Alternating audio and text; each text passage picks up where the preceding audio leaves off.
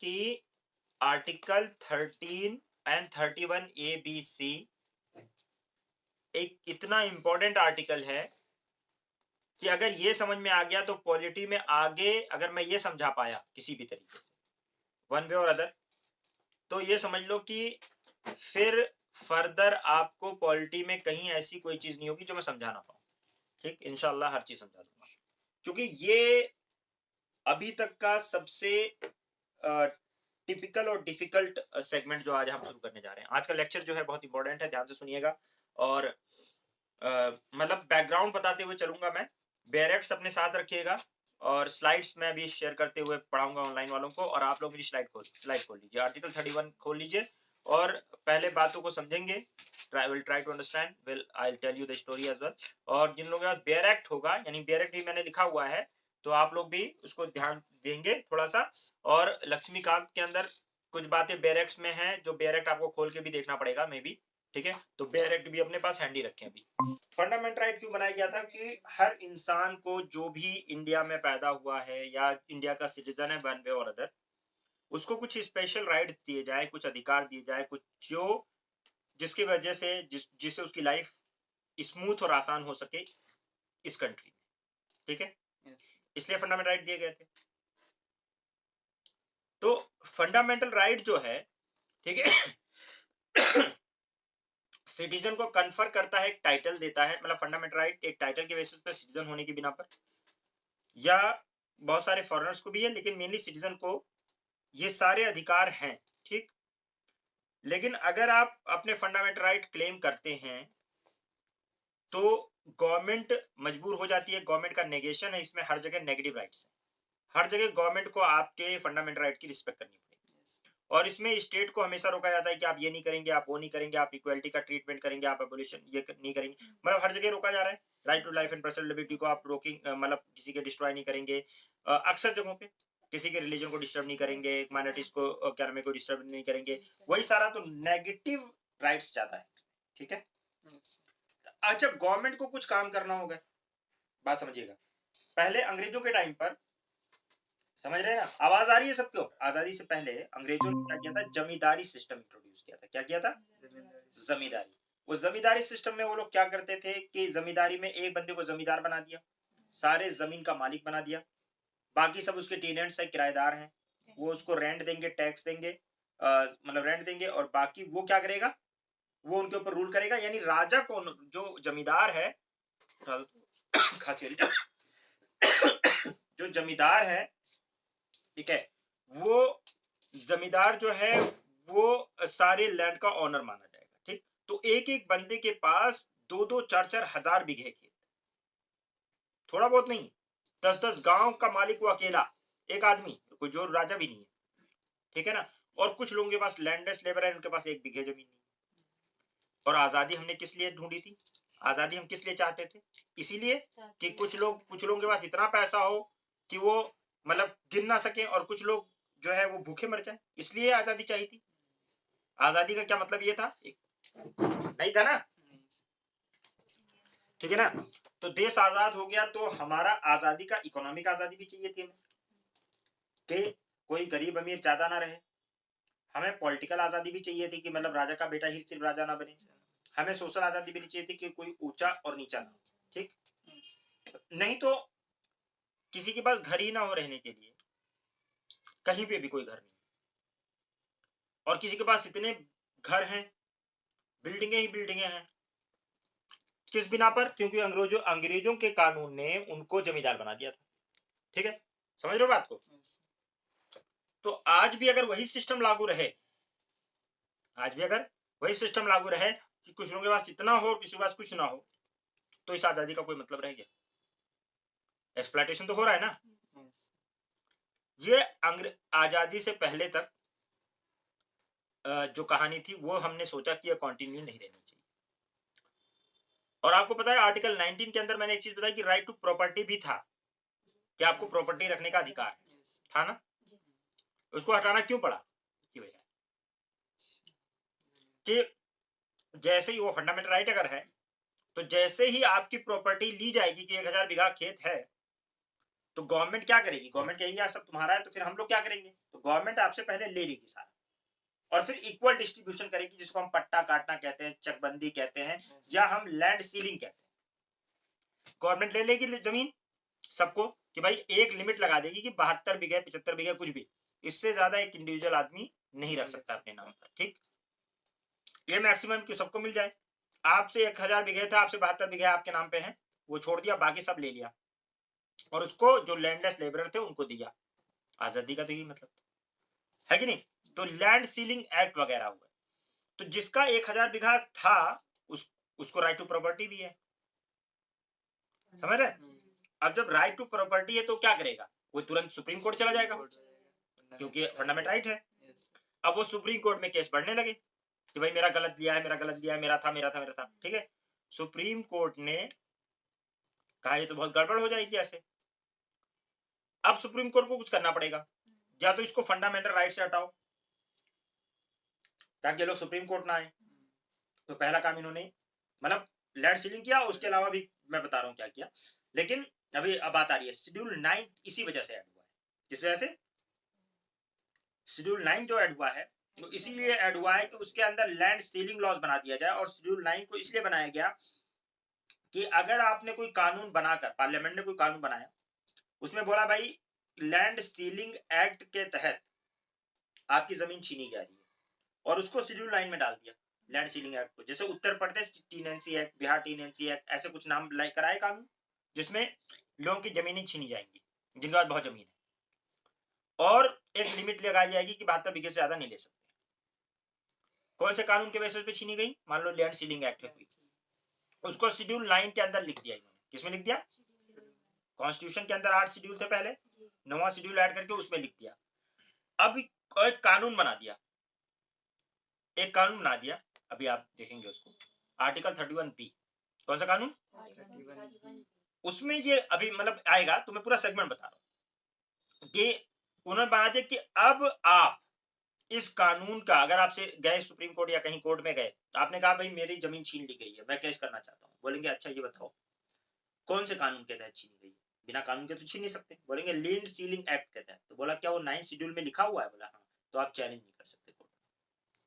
क्या कर दिया कि अगर कोई कानून शेड्यूल 9 के अंदर लिखा हुआ है, उसके बेसिस पे आपकी जमीन छीनी गई है या आपको कुछ दिया गया है, तो उसको कहीं भी आप चैलेंज नहीं कर सकते कोर्ट में, आपका केस ही एक्सेप्ट नहीं होगा।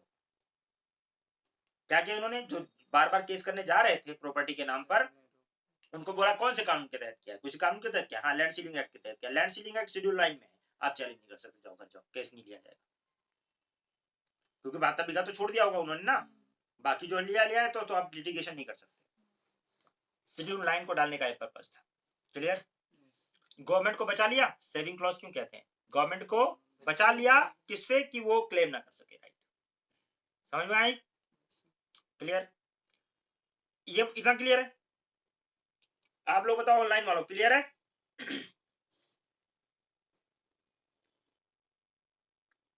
ठीक, अब देखिए ये हो गया। इसके अलावा क्या था, पहले हमारे यहाँ जैसे मान लो कि अंग्रेजों के चट्टे पट्टे कुछ उद्योगपति थे, मान लो, ठीक, बैंक खासकर कौन थे, banks.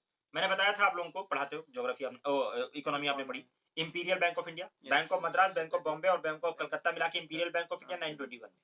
Imperial bank of India 1955 में एसबीआई बना। ठीक है, उससे पहले क्या था, इंपीरियल बैंक ऑफ इंडिया और जो भी बैंक थे, मैंने क्या बताया, किसको सर्व करते थे लोग, अंग्रेजों को सर्व करते थे या बड़े बड़े उद्योगपतियों को, जनता के लिए कोई काम नहीं करते। नरसिम्हन कमेटी वगैरह जो आई इसीलिए तो मैंने बताया था ये।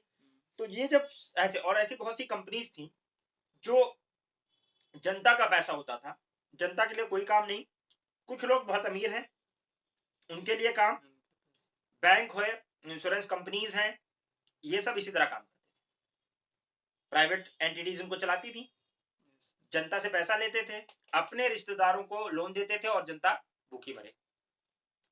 गवर्नमेंट ने एक कॉन्सेप्ट लेकर आया, नेशनलाइजेशन। क्या लेकर आए, आपने कहा ना कि एसबीआई नेशनलाइज हुआ 1955 में, एसबीआई नाम बनाया गया, इंपीरियल बैंक ऑफ इंडिया को नेशनलाइज करके उसका नाम बनाया गया क्या, उसके अलावा बहुत बैंकों को नेशनलाइज किया गया। नेशनलाइज कोई अच्छा कॉन्सेप्ट नहीं है, मतलब अच्छा कॉन्सेप्ट है लेकिन उन बैंकों के लिए अच्छा कॉन्सेप्ट अच्छा नहीं। नहीं। नेशनलाइजेशन मतलब उनका प्राइवेट एंटिटी से छीन कर ओनरशिप और गवर्नमेंट ने अपने हाथ में ले लिया, इसको कहते हैं नेशनलाइजेशन। इसका उल्टा होता है प्राइवेटाइजेशन। नेशनलाइजेशन कर लिया इसका मतलब गवर्नमेंट ने ले लिया, अब ये जनता के वेलफेयर के लिए काम करना है, ये किसी प्राइवेट एंटिटी के हाथ में नहीं रहेगा। ठीक, तो गवर्नमेंट अगर चाहे तो किसी के पास बहुत बड़ी फैक्ट्रीज हैं और वो सिर्फ अपने वेलफेयर के लिए काम कर रहा है, जैसे रिलायंस समझ लो, सिर्फ उसमें एक फैमिली को फायदा हो रहा है, बाकी जनता को कोई फायदा नहीं हो रहा। लेकिन वो रिसोर्सेस, रिलायंस बना किससे? आपके रिसोर्सेस से बना है ना। उसका मैनेजमेंट उसकी कंपनी को टेक ओवर कर ले, गवर्नमेंट अपने कंट्रोल में ले ले, तो ले सकती है, गवर्नमेंट के पास पावर है अंडर आर्टिकल 31A। कौन से आर्टिकल में? 31A। और इसको आप चैलेंज भी नहीं कर सकते कोर्ट में। क्यों? क्योंकि क्या नाम है, इस नहीं, शेड्यूल 9 अभी नहीं बात हो रही, मैं कह रहा हूँ 31A खुद राइट देता है कि किसी कंपनी का जो मास लेवल पे मतलब बेनिफिट नहीं हो रहा है जिससे लोगों का, लेकिन जनता के रिसोर्सेज है उसमें, उसका मैनेजमेंट टेक ओवर करना वो कर सकती है, मतलब अपने हाथ में ले सकती है अगर चाहे गवर्नमेंट तो। इसी तरीके से चाहे फेयर कंपनसेशन दे या ना दे, ऐसा भी कर सकती है। ठीक है, कंपनी कॉर्पोरेशन, दो कंपनीज हैं जो प्रॉफिट नहीं कर रही हैं और देश का पैसा बर्बाद कर रही हैं, मर्ज कर दे, एक कंपनी बना दे, टेक ओवर कर ले, तो जीआईसी जो जनरल इंश्योरेंस कंपनी है, एलआईसी, ये सब नेशनलाइज किया है गवर्नमेंट ने। ठीक है, 1956 में एलआईसी को नेशनलाइज किया है। किसको किया है? एलआईसी। ऐसे बहुत सारी कंपनीज थे, उनको मिलाकर एक कंपनी बनाई एलआईसी और उसको 1956 में नेशनलाइज कर दिया। ऐसी बहुत सी कॉर्पोरेशन और कंपनीज को गवर्नमेंट मैनेजमेंट हाथ में ले सकती है, नेशनलाइज कर सकती है। ये आर्टिकल किसमें है? 31A में। ठीक, तो कंपनी कॉर्पोरेशन को टेक ओवर करती है और उसको फंडामेंटल राइट का वायलेशन नहीं माना जाएगा, जबकि किसी ना किसी का राइट वायलेट हो रहा है, लेकिन मास लेवल पे लोगों का फायदा हो रहा है, कुछ लोगों का राइट वायलेट हो रहा है ना। लेकिन पीछे बहुत बड़ा बैकग्राउंड है कि हमें सोशल जस्टिस करना है, इकोनॉमिक जस्टिस करना है, बेसिक स्ट्रक्चर है ये चीज, तो वेलफेयर करना है। तो इसलिए अगर इसको इम्प्लीमेंट करने के लिए किस 2-4 लोगों का फंडामेंटल राइट का वायलेशन भी हो रहा है, तो हो जाए आर्टिकल 31 बचा लेता है गवर्नमेंट को, इसीलिए इसको सेविंग क्लॉज कहते हैं। 31A बचा लिया। ठीक, 31B क्या कह रहा है कि लैंड छीन लो और वो कानून शेड्यूल 9 में डाल दो, कोर्ट में चैलेंज नहीं कर सकते। 31B। ठीक, दो आर्टिकल हो गए। समझ आ रहा है ना? अभी मैंने खोला नहीं है, बस आपको बैकग्राउंड समझा रहा हूं ताकि समझ जाओ। हैं? अब आता है 31C। इसके पीछे और एक बैकग्राउंड है। आप पार्ट 4 ऑफ इंडियन कॉन्स्टिट्यूशन क्या बात करता है पता है? क्या बात करता है? डीपीएसपी मतलब directive principle of state policy. आप इसको जानते हैं क्या है? नहीं जानते। Directive principle of state policy ये है कि ये डायरेक्टिव मतलब डायरेक्शन, ठीक है, प्रिंसिपल्स मतलब कानून, स्टेट मतलब गवर्नमेंट की पॉलिसी। तो ये कॉन्स्टिट्यूशन डायरेक्शन देता है, कुछ कानून बताता है कि आपको जनता के वेलफेयर के लिए कुछ काम करने हैं, आपकी ये पॉलिसी होनी चाहिए। ठीक, उसमें आर्टिकल 36 से 51 तक ये बातें की गई हैं कि आपको जनता के लिए क्या क्या करना है। ये भी एक तरह से जनता का अधिकार है, लेकिन जस्टिसिएबल नहीं है कोर्ट ऑफ लॉ में। जस्टिसिएबल नहीं है कोर्ट ऑफ लॉ में, इसका मतलब क्या है कि आपका अगर फंडामेंटल राइट वायलेट हो रहा है तो आप कोर्ट जा सकते हैं, लेकिन अगर डीपीएसपी जो लिखा हुआ है डायरेक्शन, उसको अगर फॉलो नहीं कर रही है गवर्नमेंट पूरी तरीके से, तो आप कोर्ट नहीं जा सकते। फॉर एग्जाम्पल, अब बात समझिए, जैसे आपके कुछ फंडामेंटल राइट्स हैं कि आपको कपड़े देना आपके फादर का क्या है? ड्यूटी है, और आपका राइट है क्योंकि आप डॉटर हो, जितनी उनकी ताकत है। अब तुम कौन नहीं, मुझे मनीष, सारे कपड़े मनीष मल्होत्रा के चाहिए और कम से कम 10-10 लाख का एक कपड़ा चाहिए, अगर तुम ये कहो तो क्या वो फुलफिल कर पाएंगे? नहीं कर पाएंगे, है ना। हो सकता है कर भी दें, उनके पास होगा, लेकिन मतलब सभी लोग नहीं कर सकते, है ना। और ये चीज उनकी इकोनॉमिक कैपेसिटी से अगर बाहर है तो नहीं कर सकते। जहां तक उनकी इकोनॉमिक कैपेसिटी है, अलाउड है, तब तक तो आप क्लेम करो नहीं नहीं मेरे को तो मनोज मल्होत्रा का चाहिए, मैं जा रही हूं कोर्ट, तो अलाउड नहीं। तो डीपीएसपी में ये लिखा है कि आपको लोगों के वेलफेयर के लिए ये काम करना है, फ्री लीगल एड देना है, ये देना है, वो देना, दुनिया भर की चीजें, ठीक है, लोगों को एजुकेशन देना है, लोगों के वेलफेयर के लिए काम करना है, इकोनॉमिक जस्टिस करना है, लोगों को क्या नाम है इनकम डिस्पैरिटी को दूर करना है, सबको इक्वालिटी लेकर आना है, सबको सबको रोजगार देना है, यूनिफॉर्म सिविल कोड लेकर आना है, पंचायत राज स्टेब्लिश करना है, बहुत सारी बात, इंटरनेशनल पीस कंप्लीट करना है। अरे मेरी ताकत होगी तो मुझे 50 चीजें बता दो करने के लिए, हैं? ईजान मुझे बोले बोले मेरे लिए हेलीकॉप्टर ले आना, जब मैं आता हूँ तो कहता है मेरे लिए हेलीकॉप्टर ले आना, मेरे लिए ये ले आना वो ले आना। अब अगर सही मायने में वो कह रहा हो कि हेलीकॉप्टर ले आऊं तो मेरी अभी इकोनॉमिक कैपेसिटी है हेलीकॉप्टर लाने की? नहीं है। तो वो अगर इस पे क्लेम करे कि नहीं मैं क्लेम है तो उसका क्लेम बेकार है ना, कि क्यों नहीं आपने मुझे हेलीकॉप्टर, जितनी मेरी इकोनॉमिक कैपेसिटी है, जितनी मेरी औकात है उतनी में मैं ला सकता हूँ, राइट? तो गवर्नमेंट की जितनी पैसा है गवर्नमेंट के पास और उसकी जितनी ताकत है उसमें तो वो लोगों का वेलफेयर करेगी, और जहां पे इकोनॉमी अलाउ नहीं कर रही है वहां वो नहीं कर पाएगी, ठीक है ना? तो डीपीएसपी, कुछ डीपीएसपी को इंप्लीमेंट करने के लिए क्या करें, कुछ डीपीएसपी को इंप्लीमेंट करने के लिए कभी कभी किसी का फंडामेंटल राइट भी वायलेट करना पड़ेगा। भाई लोगों का वेलफेयर करना है, उसमें सबका वेलफेयर की बात है। अब लोगों का वेलफेयर कर रहे हैं तो पता चला कुछ लोगों का, 2 4 10 लोगों का फंडामेंटल राइट वायलेट हो ही जाएगा। भाई आपको रोड बनानी है, बड़ी सी चौड़ी रोड बनानी है, अब पता चला किसी का खेत आ रहा है तो, और मान लो उसका एक ही बीघा खेत ही है तो उसको कुछ फेयर कंपनसेशन देकर लेना पड़ेगा, तो वहां भी उसका राइट वायलेट हो रहा है, राइट? किसी का घर आ गया तो रेजिडेंस का तो राइट है ना, और वो फिर उसको लेना पड़ेगा। तो उस केस में मतलब सिंपल समझो, कुछ बेसिक है, आर्टिकल 39 बी और सी उसमें स्पेशली मेंशन है। कौन सा article? 39 clause B and clause C, 39 clause B and C, ये स्पेशली मेंशन है कि 39 बी और सी को अगर इंप्लीमेंट करना है, यानी डीपीएसपी को अगर इंप्लीमेंट करना है और उससे कुछ लोगों का अगर फंडामेंटल राइट वायलेट हो रहा है तो होने दो, आर्टिकल 31 सी प्रोटेक्ट करता है। क्या करता है? 31 सी प्रोटेक्ट करता है। तो आपने ये समझा कि 31 क्या खेल हो रहा है, क्षमा आती है तो मुनि जाती है, मुनि आती है तो समझ जाती है, खेल क्या हो रहा है? चलो वेल अच्छा ठीक, चल, चलो ठीक है ठीक है, तो आपस में कर लो, कोऑर्डिनेट कर लो क्योंकि इंपॉर्टेंट क्लास है। तो बात समझ में आ रही है ना?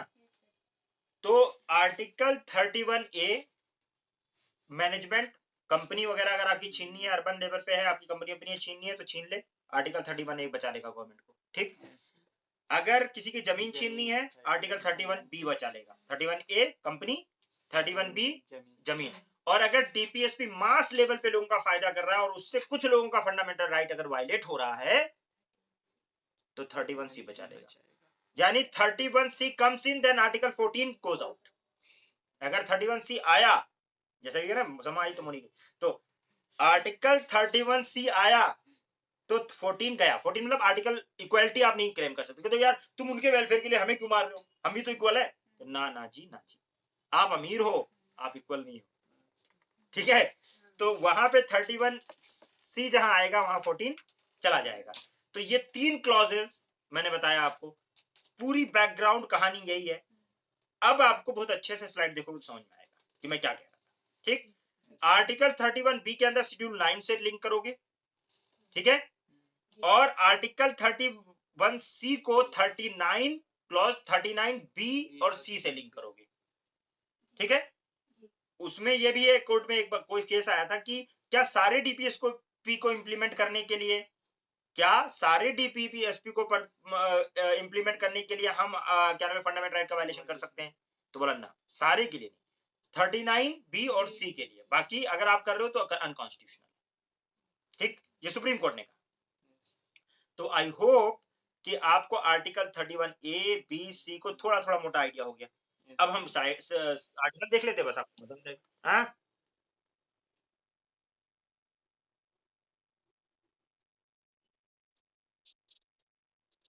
मैं कह रहा हूं कि 39 बी और सी, 39 जो डीपीएसपी के अंदर directive principle of state policy में अभी मैं पढ़ा रहा हूं आगे, तो 39 बी और सी के अंदर बात दी गई है कि भाई equal pay for equal work, economic concentration एक ही बंदे की तरफ नहीं होना चाहिए, मतलब ये नहीं होना चाहिए कि एक ही बंदे के पास बहुत पैसा है बाकी लोगों के पास पैसा नहीं है, गरीब हैं।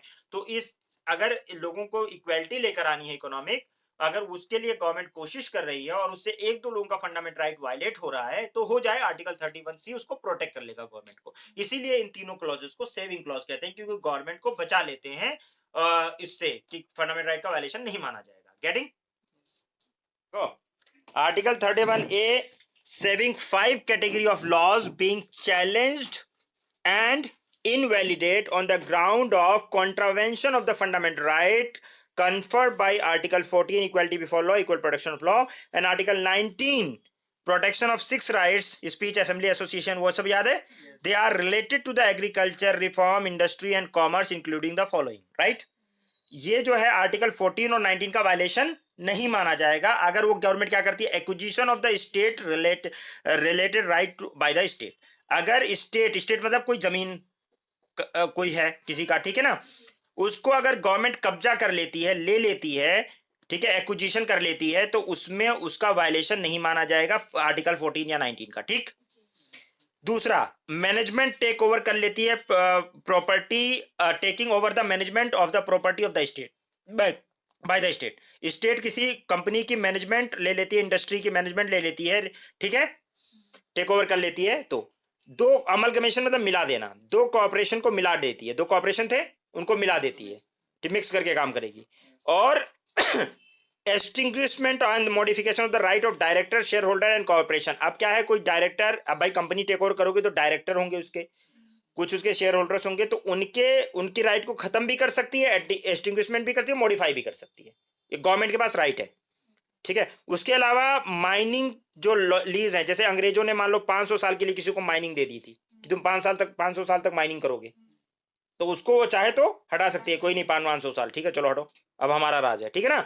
तो अगर ये माइनिंग हो गया, आपका कॉर्पोरेशन हो गया, इसका एक्विजिशन करना है तो ये एक्विजिशन किया जा सकता है। आर्टिकल 31A प्रोटेक्ट करता है गवर्नमेंट को, ये करने की इजाजत देता है। और इसको आर्टिकल 14 देखिए, आर्टिकल 14 और आर्टिकल 19 का वायलेशन नहीं माना जाएगा, ठीक है। बस ये बात इसमें आर्टिकल 31 में है। आई होप कि आपको बात समझ में आ गई होगी, बैकग्राउंड क्लियर है। तो कंपनी तुम्हारी मालिक, तुम IAS मेंटर का मैनेजमेंट तुमने टेक ओवर कर लिया तो तुम मालिक हो गई, बात खत्म। समझ में आ गई बात? स्टेट मालिक हो गया। Not immunise a state law for judicial review. The article also provide for the payment of the compensation at market value when state acquire the land by a person under the personal cultivation। देख ना, personal cultivation and land is within the statutory ceiling limit। मान लो 72 बीघा मैंने बताया ceiling limit है, अब उसमें से 1 बीघे की जरूरत पड़ गई गवर्नमेंट को, क्यों? क्योंकि रोड निकाल रहे थे। अब उसके लिए मार्केट वैल्यू पर फेयर कंपनसेशन देना गवर्नमेंट को अलाउड है, यानी ऐसा नहीं है कि आप हर सिचुएशन में छीन सकते हो। अगर आपने गलत किया है तो उसका जुडिशियल रिव्यू भी हो सकता है, यानी जुडिशरी उसको देख सकती है। वैसे तो आप बचे हुए हो, प्रोटेक्टेड हो, लेकिन अगर कुछ एक्सेप्शन सिचुएशन है, सीलिंग लिमिट के अंदर की जमीन आपने ले ली है, तो वहां पे आपको उसको फेयर मार्केट वैल्यू पे कंपनसेशन देना पड़ेगा। गेटिंग? पहले बिना कंपनसेशन के ले रहे थे, बस ले लो, उससे एक्स्ट्रा जो सीलिंग लिमिट से था वो ले लो, बिना कंपनसेशन के ले लो। क्यों नहीं लोगे भाई? 1000 बीघे खेत है, एक आदमी के लिए 72 बीघे कम है? 72 बीघा, 5 बीघे में स्कूल खड़ा दो, 1 एकड़ होता है 5 बीघा।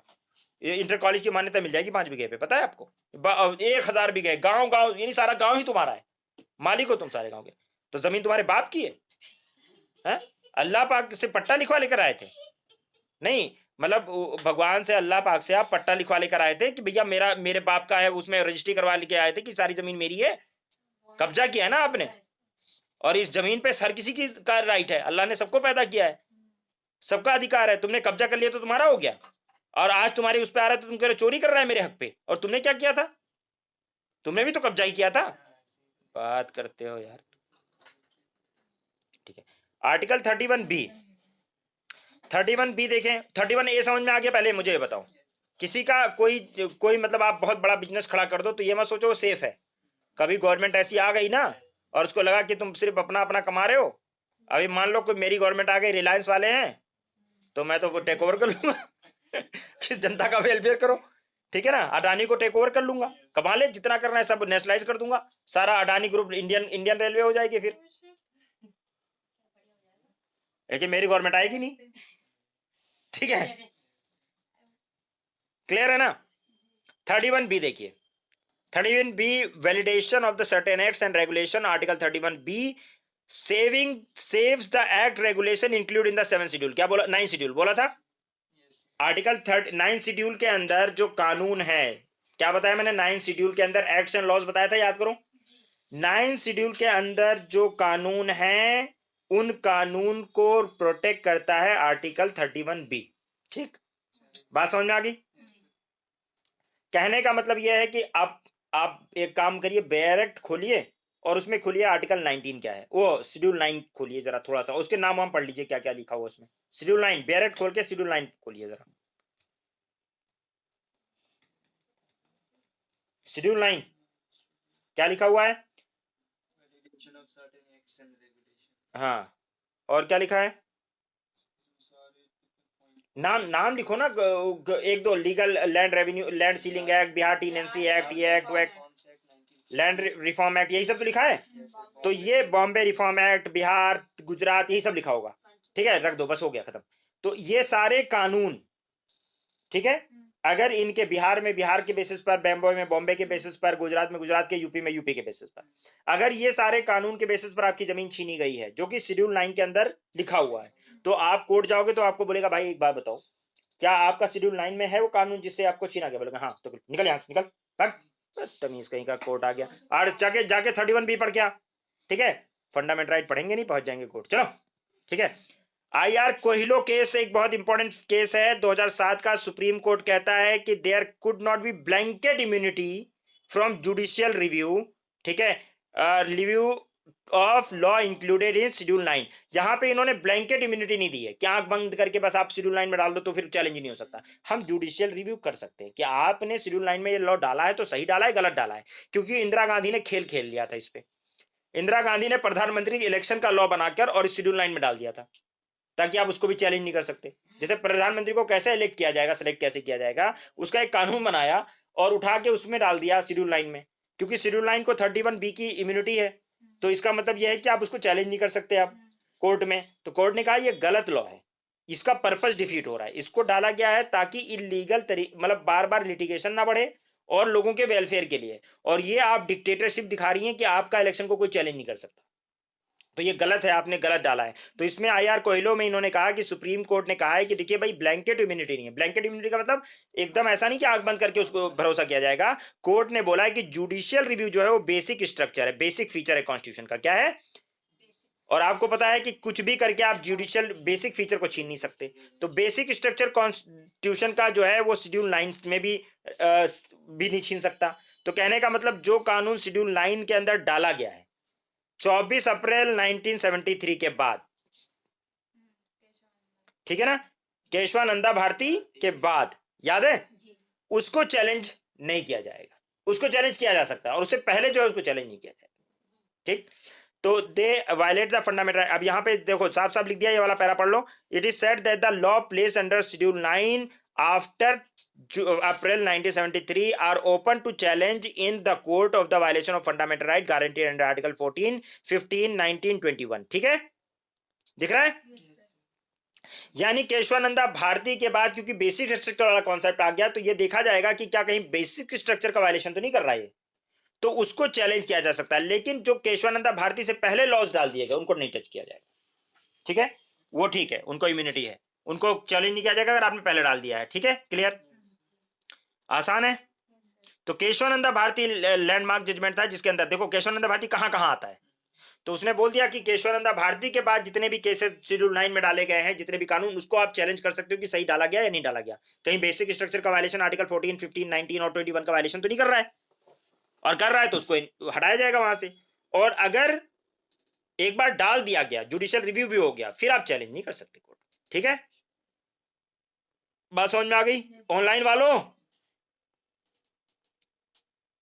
ऑनलाइन वालों समझ में आया? है? अरे बता दो यार, समझ में आया?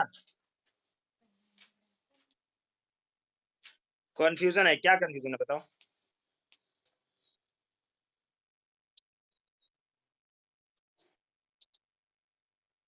मतलब जैसे शेड्यूल 9, सुनो सुनो सुनो सुनो, बात सुनो, चलो मैं बता रहा हूं। जैसे केशवानंदा भारती केस हो गया, तो उसमें बताया था 24 अप्रैल 1973 में हुआ था, जजमेंट आया था। तो इन्होंने एक डेडलाइन दे दी, क्योंकि सब नहीं तो सारे चैलेंज कर लेते बेसिक स्ट्रक्चर के बेसिस पर, कि जितने भी कानून 9th शेड्यूल में आपने डाले हैं, क्योंकि 9th शेड्यूल 1951 में ऐड किया गया है। तो 25 27 सालों में 23 सालों में जितने भी कानून डाले गए हैं उसके अंदर लैंड सीलिंग वाले, वो सब चैलेंज कर दोगे आप, है कि नहीं है? तो बड़ा डिलेमा आ जाएगा। तो उन्होंने कहा देखो अभी तक जो हो गया वो हो गया, उसको आप चैलेंज नहीं कर सकते। अगर उसके बिना पर आप कोर्ट में जाओगे तो कोर्ट आपको कहेगा निकल बाहर भाग, मैं नहीं एक्सेप्ट कर रहा। ठीक है ना? उसका जुडिशियल रिव्यू भी नहीं होगा। कहानी खत्म, वो जो हो गया वो खत्म, वो डेड डेड हो गया, वो कहानी खत्म। 24 अप्रैल 1970 बाद के 3 के बाद अब जो कानून डाले जाएंगे, अब जो कानून शेड्यूल 9 में डाले जाएंगे, क्योंकि शेड्यूल 9 में डालने का मतलब क्या है कि आपको उसको चैलेंज नहीं कर सकते, इम्यूनिटी मिल जाती है। तो आपने अगर डाल दिया, किसमें डाल दिया? 9 शेड्यूल में, आफ्टर केशवानंदा भारती आपने डाला है। किसने डाला है? पार्लियामेंट ही तो डालेगा, डाला है। तो उसको आप जुडिशियल रिव्यू के लिए चैलेंज कर सकते हो कि कहीं वो फंडामेंटल राइट का वायलेशन तो नहीं कर रहा। अगर फंडामेंटल राइट का वायलेशन कर रहा है तो आप नहीं डाल सकते उसको। बेसिक स्ट्रक्चर का वायलेशन कर रहा है, यानी आर्टिकल 14, 15, 19 और 20 में से किसी भी आर्टिकल का वो वायलेशन कर रहा है कानून, तो उसको आप शेड्यूल 9 में नहीं डाल सकते, और इसको चैलेंज किया जा सकता है, चेक किया जाएगा ग्राउंड। अब चेक कर करके डाला जाएगा। पहले सबको भर लिया, जो जिसको जाना जाओ। अब ये जितने बंदे हैं, इतने लोग आ गए, इतनी सीटें फुल हो गई, इतने लोग आ गए। अब 24 अप्रैल के बाद जो आएगा 1973 के बाद, उसको चेक करके आया जाएगा। जैसे होता है ना, जब नया नया कोई स्कूल खोलता है, सामान्य स्कूल खोला तो बोला जो भीड़ आ रही है आ जाए, ठीक है ना? अब जब सीटें फुल हो गई तो अब सीटें कम है, तो आप चेक करके आओ भाई, बताओ। अरे ठीक है, मतलब यार एग्जाम्पल दे रहा हूँ, मतलब मैं ऐसे ही कह रहा हूँ एग्जाम्पल, मतलब सब भर गए। फिर बाद में मैं बता रहा हूँ यार, मैं समझ जानता हूँ स्कूल की क्या पॉलिसी है मैं। तो अगर क्या नाम है, अब जो आ रहा है तो सीटें कम है, तो भाई हाँ ठीक है, चेक करके एकदम ठोक बजा के चेक करके, हाँ भाई ठीक है, वायलेशन तो नहीं है, ये नहीं है, बदतमीज तो नहीं है लड़का, आप पढ़ाओगे बच्चे को, माँ बाप पढ़े लिखे, मतलब दुनिया भर के क्राइटेरिया लगा दिए, ठीक है। तो ये क्या हो गया? केशवानंदा भारती के बाद हो गया कि मतलब उसमें चेक करा जाएगा कि कहीं वायलेटिव तो नहीं है, ये तो नहीं है, वो तो नहीं है। अच्छा, अगर उससे पहले के भी अलाउ कर देते तो दुनिया भर के लिटिगेशन वैसे ही पड़ जाते, तो इसलिए उन्होंने अलाउ नहीं किया, बोला जब तक जो हो गया हो गया। अब केशवानंदा भारती के बाद जो आएंगे उनको चेक कर लेना, ठीक है ना? क्लियर है? अब समझ में आया? समझ 31C देखिए, 31C में क्या है कि इसको 25th कॉन्स्टिट्यूशन अमेंडमेंट 1971 में डाला गया है, और इसके अंदर बोला गया है कि नो लॉ, मैंने क्या बताया था, no law seeking the implementation of the socialistic directive principle specified in article 39 sub clause B and 39 sub clause C, ठीक है, ये वॉइड होगा, ठीक है, shall be void on the ground contravention of the fundamental right under article 14 and equal protection of law and article 19। तो जब भी कभी आर्टिकल, मैंने क्या बोला, 31C आएगा तो आर्टिकल 14 और 19 गोज आउट, ठीक है। यानी कि 39B और C को इंप्लीमेंट करने के लिए अगर कोई कानून कुछ काम कर रही है, कौन? गवर्नमेंट कोई काम कर रही है, ठीक है, तो उसके लिए अगर कुछ लोगों का फंडामेंटल राइट का वायलेशन भी होता है तो उसको वायलेशन नहीं माना जाएगा। अब आप एक काम करिए, बेरेट खोलिए और 39B और C पढ़ लीजिए प्लीज, बहुत आसान है। Concentration of the wealth 39 clause sub clause B पढ़िए, आर्टिकल 39 सब क्लॉज बी पढ़िए। The ownership and control of the materials required of the community are so distributed as best to subserve the common good। ठीक है, यानी जितनी भी community की resources हैं, material हैं, वो ऐसे डिवाइड किए जाए कि लोगों के सबका फायदा हो। जैसे अगर लोगों का वेलफेयर के लिए काम कर रहा है, ये 39B कहता है कि अगर मटेरियल रिसोर्सेज जो भी हैं उनको इस तरह से डिवाइड किया जाए कि किसी एक बंदे का फायदा नहीं हो, मास लेवल पे सबका फायदा होना चाहिए, ठीक, पहला। दूसरा, that the operation of the economic system does not result in the concentration of the wealth in a सिर्फ एक कुछ इंडिविजुअल को। ऐसे इकोनॉमिक सिस्टम ना बनाओ कि अदानी अमीर होता चला जाए, रिलायंस अमीर होता चला जाए, बाकी सब गरीब होते चले जाएंगे। ऐसा कुछ सिस्टम, मतलब आपने इसके खिलाफ कोई सिस्टम बना रहे हो, ऐसा नहीं होना चाहिए कि कॉमन डेट्रीमेंट हो, लोगों का नुकसान हो, कुछ लोग अमीर हो जाए बाकी सब गरीब हो जाए। अगर ऐसा कोई सिस्टम आप बना रहे हो तो ये आर्टिकल ऐसा कोई सिस्टम, इसको अगर तोड़ के गवर्नमेंट कुछ और सिस्टम बना रही है लोगों के वेलफेयर के लिए, और उससे कुछ लोगों का फंडामेंटल, जैसे अदानी और रिलायंस का अगर फंडामेंटल राइट वायलेट भी हो रहा है तो वायलेट हो जाए। आर्टिकल 39B और C को इन्फोर्स करने के लिए कर रहे हैं ना हम, तो 31C का गवर्नमेंट को प्रोटेक्शन है, वो कर सकती है। क्या यहां तक बात समझ में आ गई? और इसको आर्टिकल 14 और 19 का वायलेशन नहीं माना जाएगा। ठीक है, आसान हो जाए फिर बात करते हैं। क्या हमको इंप्लीमेंट करने के लिए अगर गवर्नमेंट को क्या करना पड़ता है, कुछ लोगों का फंडामेंटल राइट का वायलेशन भी करना पड़ता है, तो आर्टिकल 14 और 19 का जिसमें वायलेशन हो रहा है तो इसको वायलेशन नहीं माना जाएगा। ठीक है, और इसमें प्रोटेक्शन मिल जाएगा किसको, गवर्नमेंट को। क्या बात समझ में आ गई? अच्छा, और इसके अलावा ये इसके बाद में क्या कह रहा है कि no law contain a declaration that it is for giving effect for such policies shall be questioned in the court on the ground that it does not give effect to such policy। मतलब कोई law question नहीं कर सकते मतलब court में, simple बता दिया ना। नेक्स्ट में केशवानंदा भारती केस देखिए 1973, Keshavananda Bharati. In Keshavananda Bharati case 1973 the supreme court declares that second provision 31C का सेकंड प्रोविजन क्या है कि आपका किसी भी फंडामेंटल राइट के लिए, ये किसी भी डीपीएसपी को इफेक्ट में लाने के लिए, ठीक है ना, आप चैलेंज नहीं कर सकते, आप पॉलिसी को चैलेंज नहीं कर सकते। तो यहां बोल रहा है कि ये इनवैलिड है, आप जुडिशियल रिव्यू बेसिक फीचर है, वही बात कह दी। तो इसलिए अगर कुछ गलत कर रही है गवर्नमेंट तो उसका जुडिशियल रिव्यू तो हो सकता है, कोई कानून बनेगा तो उसका, तो ये एक बात याद रखो, कोई भी कानून बने जुडिशियल रिव्यू तो सबका होगा। ठीक है, 42nd कॉन्स्टिट्यूशनल अमेंडमेंट के अंदर बोलता है ये स्कोप फर्स्ट 30, देखिए 42nd कॉन्स्टिट्यूशनल अमेंडमेंट 1976 सुनिए, extended the scope of the first provision of Article 31C by including within its protection any law to implement any of the directive principle of state policy, Part 4 of Indian Constitution, not merely Article 31B and C। देखिए इन्होंने 42nd constitutional amendment किया, Indira Gandhi government ने किया था। उन्होंने कहा हम कोई भी DPSP directive principle of state को इंप्लीमेंट करने के लिए हम अगर फंडामेंटल राइट का वायलेशन करते हैं तो माना नहीं जाएगा, सिर्फ 39B और C की बात नहीं है, क्योंकि डायरेक्टिव प्रिंसिपल ऑफ स्टेट, पहले पूरी बात सुन लो, क्योंकि directive principle of state policy जो है वो सबके वेलफेयर की ही तो बात कर रहा है। तो अगर हम किसी भी यानी 36 से लेकर और 51 तक कोई भी अधिकार, कोई भी डीपीएसपी इंप्लीमेंट करने के लिए कुछ लोगों का अगर फंडामेंटल राइट का वायलेशन कर रहे हैं तो कर लेंगे, इसको फंडामेंटल राइट का वायलेशन नहीं माना जाएगा। सुप्रीम कोर्ट ने कहा नहीं भाई साहब, नहीं, एक्सटेंशन जो है ये आप जो बढ़ा रहे हो उसको, ये कॉन्स्टिट्यूशन के खिलाफ है, अनकॉन्स्टिट्यूशनल है, इनवैलिड है। सुप्रीम कोर्ट ने मिनर्वा मिल केस में कह दिया, बोला नहीं, ये सिर्फ 39B और C तक ही लागू रहेगा। आप हर किसी डीपीएसपी को, यानी कि हम डीपीएसपी को ज्यादा पावरफुल नहीं बना सकते, डीपीएसपी के हर आर्टिकल को फंडामेंटल राइट पे तरजीह नहीं दे सकते। आपको हमने सिर्फ 2 आर्टिकल को तरजीह दे दी है, वो भी 14 और 19 पे दिया है। आर्टिकल 39B को, आर्टिकल 39B और C को बिगर बता दिया है, बेटर बता दिया है, किससे, आर्टिकल 14 और 19 से। लेकिन ये नहीं है कि आपके डीपीएसपी ज्यादा पावरफुल 21 से भी हो जाएंगे। 21 तो बेसिक स्ट्रक्चर है ना, right to life and personal liberty, वो तो आप नहीं कर सकते ना क्वेश्चन। तो यहां बोल रहा है कि हर डीपीएसपी को हम फंडामेंटल राइट से ऊपर नहीं रख सकते। डीपीएसपी और फंडामेंटल राइट, डीपीएसपी अपनी जगह पे, अगर डीपीएसपी यहां है तो फंडामेंटल राइट यहां टॉप पे है, समझ रहे हो ना, ऊपर। ठीक, तो ये एफआर है फंडामेंटल राइट। कुछ फंडामेंटल राइट हो सकता है कि उसको आप वायलेट कर लो, लेकिन ये डीपीएसपी है। तो डीपीएसपी अगर इतना ही पावरफुल होता, इतना ही पावरफुल करना होता उसको, तो हमारे जो क्या नाम है फॉरफादर है, उन्होंने आर्टिकल 37 में ये नहीं लिख दिया होता कि ये non justiciable in the court of law. Article 37 में लिखा हुआ है। आर्टिकल 36 में यहां पे भी डेफिनेशन ऑफ स्टेट है, ठीक है, जैसे वहां पे है आर्टिकल 12 में। और आर्टिकल, हाँ भाई बस छोड़ रहा हूं कुछ देर में। और खैरियत, कितना, कहां जा रहे हो, आ जाओ कुछ देर में छोड़ रहा हूं, ठीक है, समझ में आ रही बात। तो क्या बोला मैंने,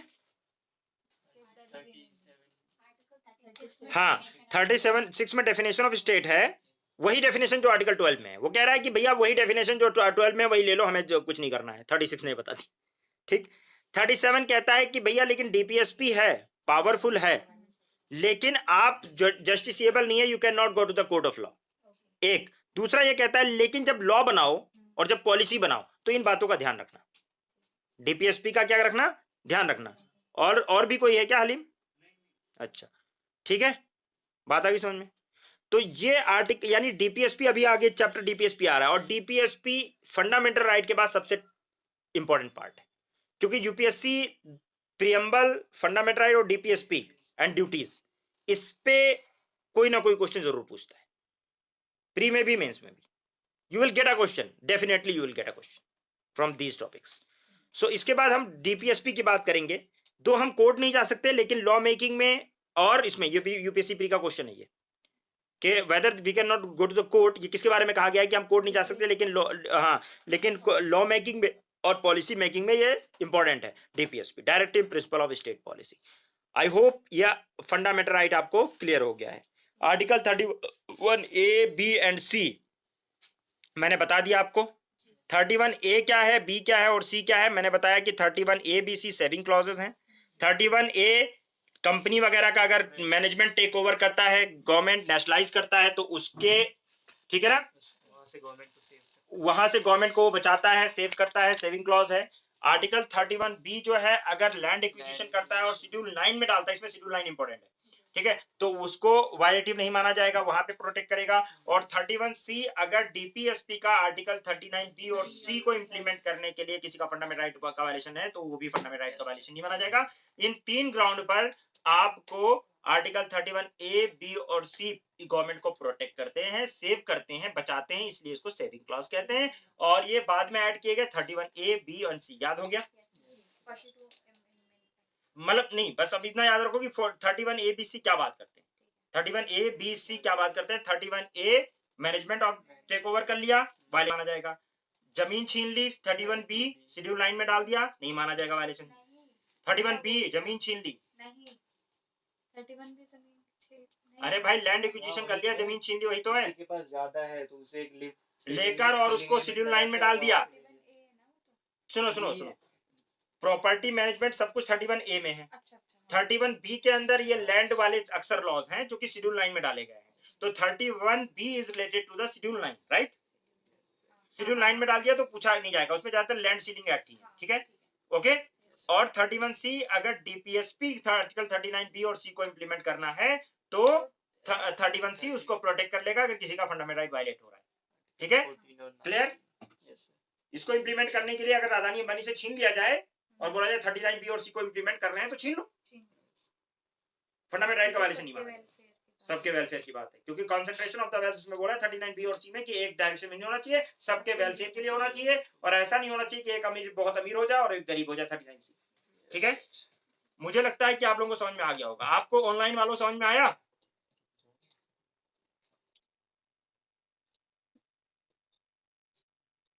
हाँ,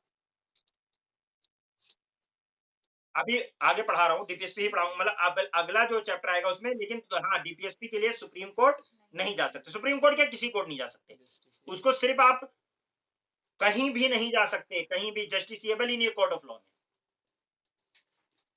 बस वो डायरेक्शन है, देखो वो एक डायरेक्शन है, आप उसको चैलेंज नहीं कर सकते। वो सिर्फ ये है कि गवर्नमेंट जब लॉ बनाए तो इन बातों का ध्यान रखे, गवर्नमेंट की ड्यूटी है ध्यान रखने की, लेकिन ये नहीं है कि आप कोर्ट जाने का मतलब है आप चैलेंज कर सकते हो, आपका राइट है, आप हमेशा डिमांड कर सकते हो।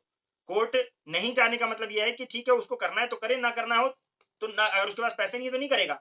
आप मुझसे आप कहो कि बीएमडब्ल्यू खरीद लो तो मेरे पास नहीं, पैसे नहीं खरीदूंगा, है कि नहीं? ठीक। अगर है गवर्नमेंट के पास तो आपका वेलफेयर करेगी, नहीं है तो नहीं करेगी वो वेलफेयर। ये एक्चुअल में डीपीएसपी आपके वेलफेयर के लिए, आपकी भलाई के लिए, जनता की भलाई के लिए कानून है, ठीक है। और अगर गवर्नमेंट के पास पैसा है तो भलाई करेगी, मान लो उतना पैसा ही नहीं तो भलाई नहीं करेगी, जितना कर पाएगी उतना ही करेगी। आपको नहीं, मुझे सबको क्या नाम है 5 स्टार होटल जैसा घर बना के दे, तो कैसे दे देगी गवर्नमेंट, है ही नहीं पैसे उतने। क्लियर है भाई? आप लोगों को समझ में आ गया है?